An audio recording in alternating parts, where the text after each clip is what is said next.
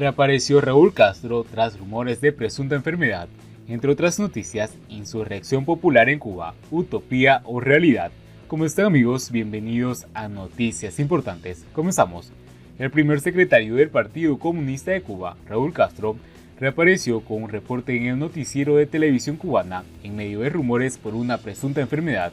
Castro llevaba meses sin aparecer públicamente, lo que llevó a varios cubanos a especular en las redes sociales sobre un posible padecimiento que le impedía trabajar en la política del país.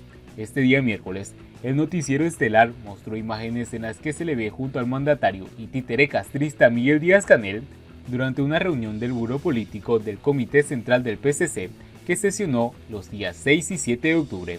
Durante el encuentro se analizaron varias leyes que son presentadas ante los diputados de la Asamblea Nacional del Poder Popular, entre ellas la ley del presidente y del vicepresidente de la República, la ley de la revocación de los elegidos del órgano del Poder Popular, la ley de organización y de funcionamiento del gobierno provincial del Poder Popular, así como la referencia de la organización y el funcionamiento del Consejo de Administración Municipal.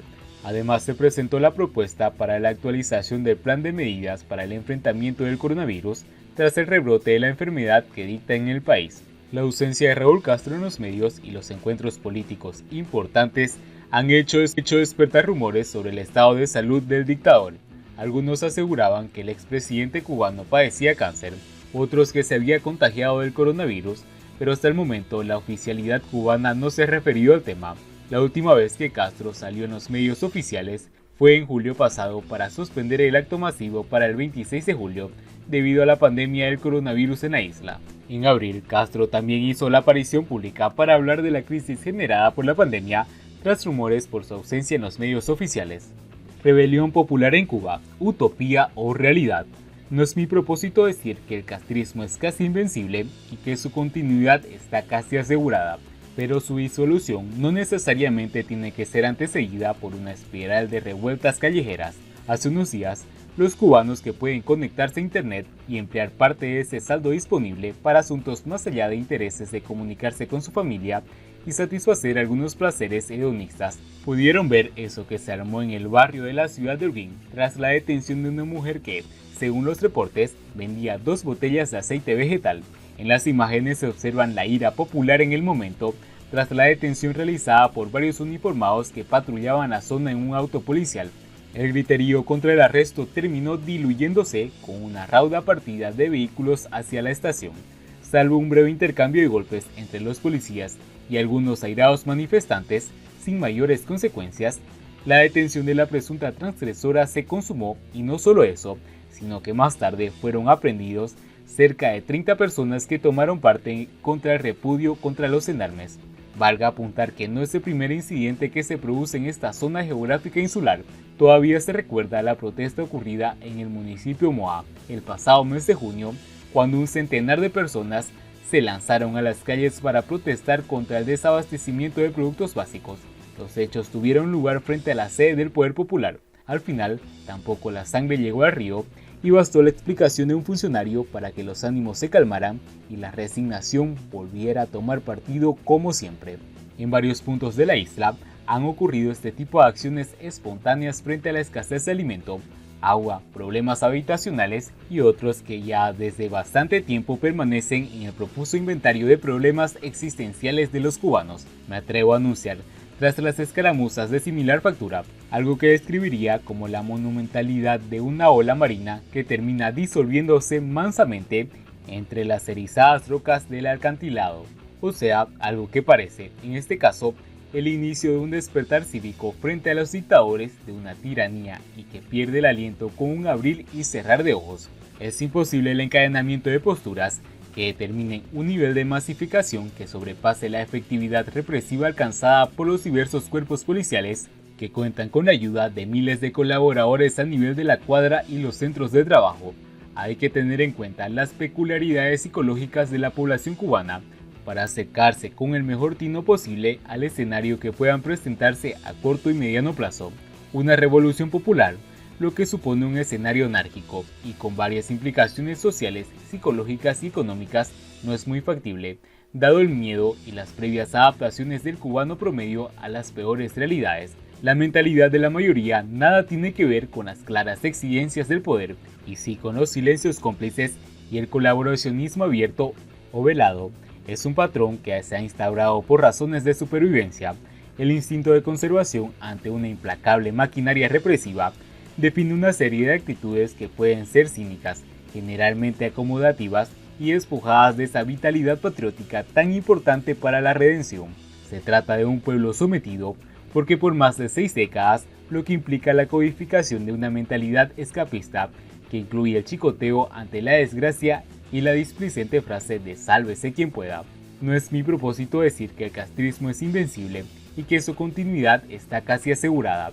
Pienso que su disolución no necesariamente tiene que ser antecedida por una espiral de revueltas callejeras y un golpe de estado. Existen variables sobre el tablero que tal vez no llenen las expectativas de muchas personas, pero en alguna medida podrían ser las que dicten las pautas de una transición. Téngase en cuenta también que aún no existe una oposición legítima por la comunidad internacional. Por otro lado, la dictadura tiene suficiente reconocimiento internacional a pesar de sus tropelias. Estas notas a estas alturas de la historia no aseguran un camino fácil hacia una plena democratización. Cabe la posibilidad de soluciones desagradables, pero a fin de cuentas, fruto del realismo político. Como bien dice la frase latina, nada nuevo bajo el sol. Siguiendo con las noticias, el Partido Comunista de Cuba reafirma su hipocresía y totalitarismo.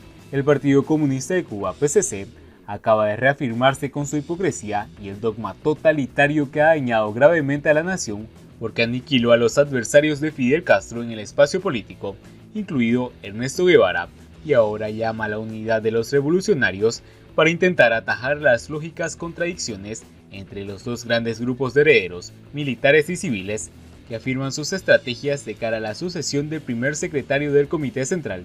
El PCC desperdició su celebración de 55 cumpleaños en una tríada fallida de notas en el Grama, su órgano oficial, remachando sobre las virtudes de la hegemonía y la condición única del partido, agitando el fantasma de Fidel como símbolo de unidad y legitimación, y esclareciendo que se trata del equipo del fallecido dictador en jefe. Sinceridad que no deja lugar para las dudas sobre el autor intelectual de la dicotomía perversa, patria o muerte. La patria siempre, incluso el socialismo como opción democrática o en igualdad de oportunidades con otros partidos, pero la muerte no debió ser la única aclamada por la Revolución Popular y antiimperialista, cuyo jefe declaró su aspiración en José Martí. Cuba, que permanece secuestrada de la libertad y la riqueza, la dictadura verde oliva carece de legitimidad y simpatía popular, y el esquema de dominio imperante de nuestras inquietudes son signos del agotamiento que aconsejan prudencia, generosidad y búsqueda de consejos mayoritarios con diferentes actores de la nación, incluida la oposición política y la sociedad civil.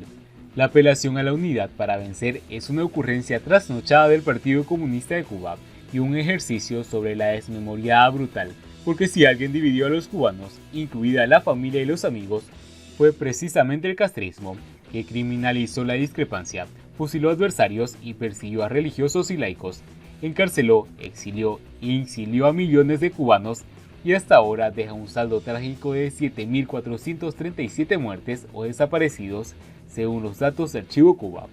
La guerra del castrismo contra la mayoría de los cubanos ha durado hasta el momento 58 años, más que la rebelión contra Fulgencio Batista, insurrección que fue más de un ejemplo del consenso plural entre los hijos y la llamada generación centenario, apoyados por la burguesía y la fuerza política tradicional, Estados Unidos y otras naciones democráticas. Pero Fidel Castro se encargó de dejar claro en el primer momento en que quería ser el mando único y total, y no le permitía a otros gallos en el corral, saltándose los pactos de Montreal y México, criticando al Che Guevara por su generosidad para con Eloy Gutiérrez y el segundo frente de Escambray.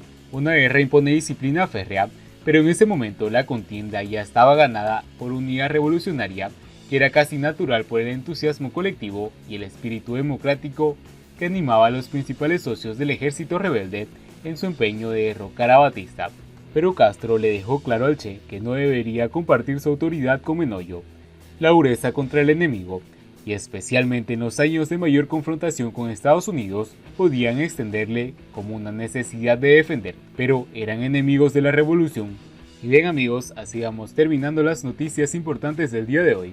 Espero que las noticias hayan sido de su agrado. Muchas gracias por seguirnos, no olviden suscribirse y nos vemos en el siguiente informe.